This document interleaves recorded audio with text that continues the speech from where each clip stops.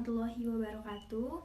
Perkenalkan, nama saya Tera Alfedini Muntaza dari kelas 12 IPA 2, asal sekolah SMA Negeri 1 Ciwaru.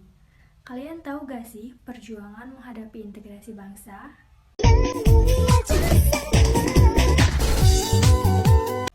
Nah, ini adalah materi kelas 12 di bab 1. Menurut kalian gimana?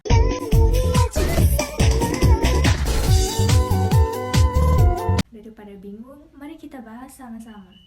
Sebelum kita lanjut ke inti materi, kita akan membahas terlebih dahulu pengertian integrasi.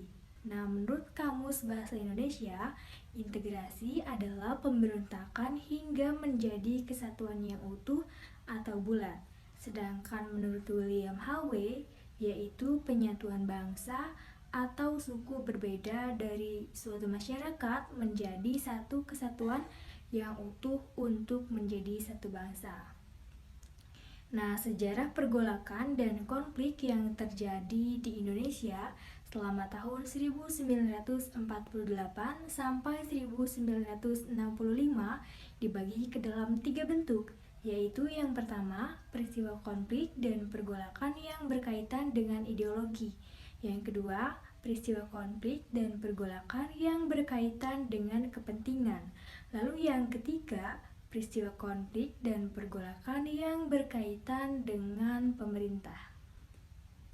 Nah, peristiwa konflik yang berkaitan dengan ideologi adalah pemberontakan PKI Madiun, DI atau TII, dan peristiwa G30S atau bisa disebut PKI. Sedangkan yang kedua, konflik yang berkaitan dengan kepentingan, kategori ini adalah pemberontakan APRA, RMS, dan Andi Agis.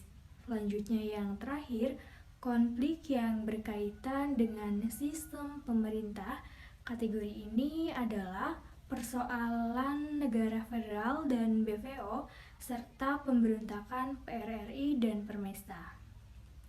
BPO sendiri adalah Badan Musyawarah Negara-Negara Federal di luar RI yang dibentuk oleh Belanda, namun lama badan ini makin bertindak netral, tidak lagi memihak ke Belanda. Pro kontra tentang negara-negara federal inilah yang kerap juga menimbulkan pertentangan.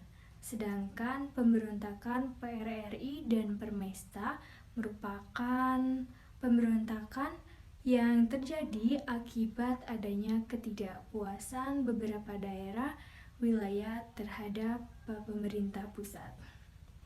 Oke, sekarang kita masuk ke pembahasan yang pertama, yaitu pemberontakan PKI Madiun 1948 yang dipimpin oleh Musso dan Amir Syarifuddin.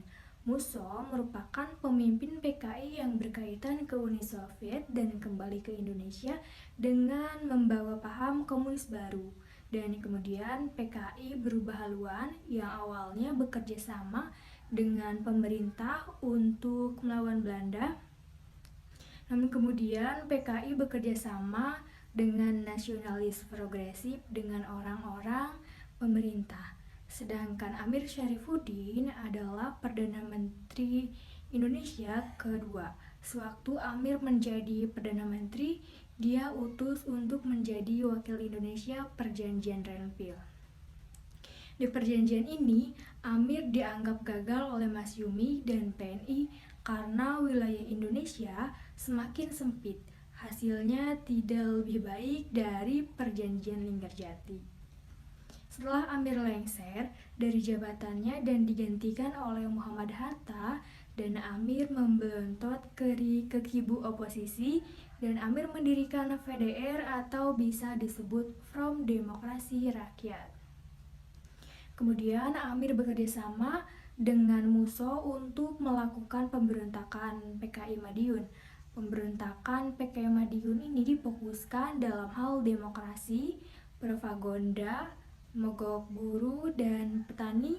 Pada tanggal 18 September 1948, PKI memproklamasikan Republik Soviet Indonesia di Madiun. Ini menjadikan adanya RSI di Indonesia berarti ada negara di dalamnya. Akibat adanya pemberontakan ini, banyak tokoh-tokoh Indonesia yang menjadi beban. Pemerintah mengutus divisi Siliwangi dan PKI berhasil dipukul mundur. Akhirnya Musa mati tertembak dan Amir berhasil ditangkap dan dihukum mati.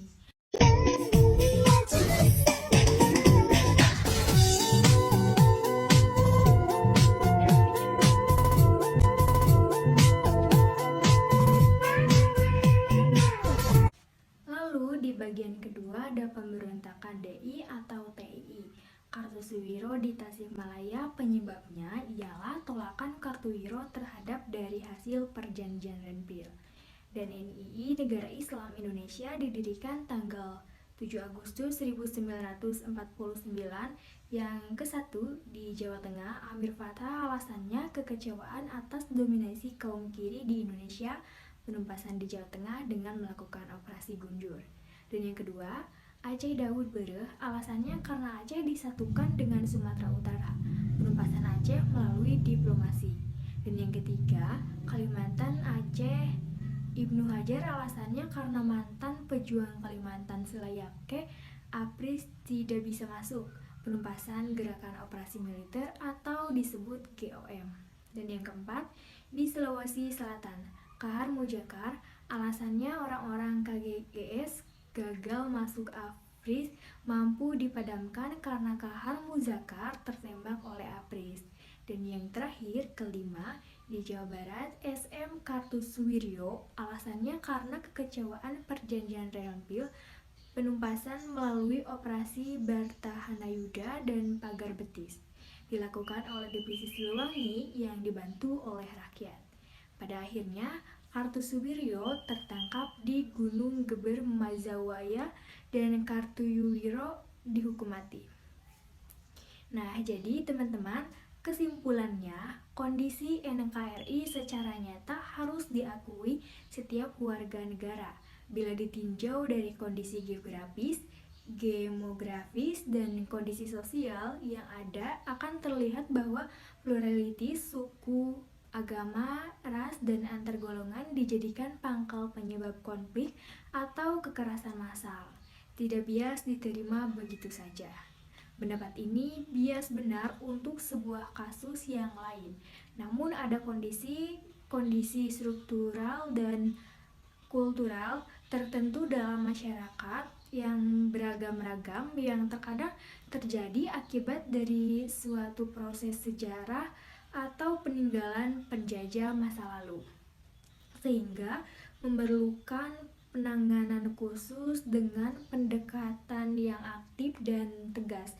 Walaupun aspek hukum, keadilan, dan sosial budaya merupakan faktor berpengaruh dan perlu pemikiran sendiri, pemerintah harus dapat merumuskan kebijakan yang tegas dan tepat dalam aspek kehidupan dan pembangunan bangsa yang mencerminkan keadilan bagi semua pihak dan semua wilayah.